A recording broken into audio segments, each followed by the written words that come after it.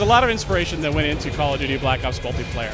Now, traditionally on Call of Duty, you get new weapons, new perks, new maps, you get all that stuff, and we need to do that. We need to do that exceptionally well, and I actually think we've done that this year. But the team knew the stakes were very, very high this year. For us to deliver, we kind of need to go outside of the box. So we focused on 3 pillars: compete, customize, and create. So on the compete side, we've added this combat training mode, which gives new players the opportunity to basically get their feet wet in multiplayer, but also add a very cool, new, and compelling game mode that allows you to basically play co-op with your friends. The other thing we did was add Wager Match, which basically takes this idea of a Call of Duty currency that we've introduced and allows you to put it on the line to earn more currency or, unfortunately, lose it. It's a very fun game mode. I think for my guys that play it and me, it's probably the biggest adrenaline rush that you actually get, and it's a lot of fun. So that's the compete side.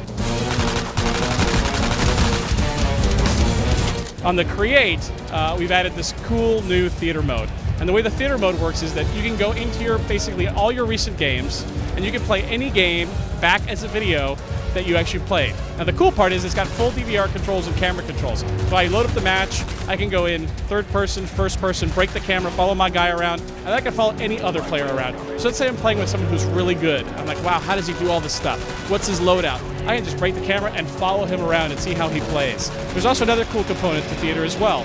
On Call of Duty this year, we've introduced this idea of a player card. So normally when I go into the game, I can go look at your name and say, okay, here's this guy, he's level 54, and that's what he does. Now think of it as your Call of Duty baseball card.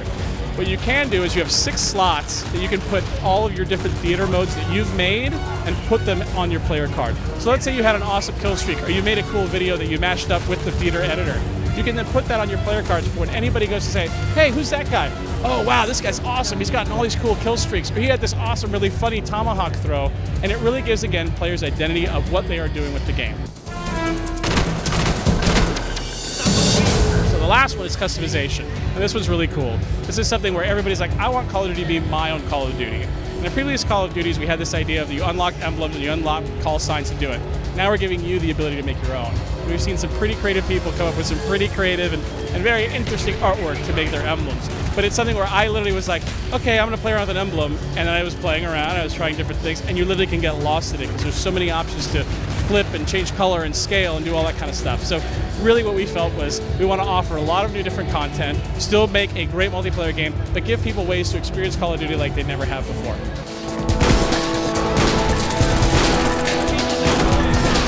Combat training was actually something, as they mentioned, was a development tool to see how multiplayer worked, how things were behaving within the world.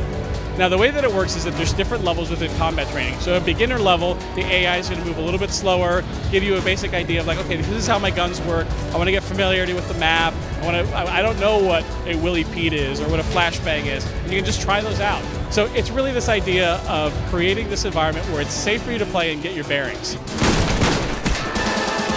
Now, as you actually level up, or actually change the difficulty level in combat training, it's actually a great warm-up, at least for me. Before I go online, I always take about 1 or 2 matches to kind of get my bearings and everything ready, and that's one of the things that combat training can do. Now, the other cool thing about combat training, it's really a co-op mode.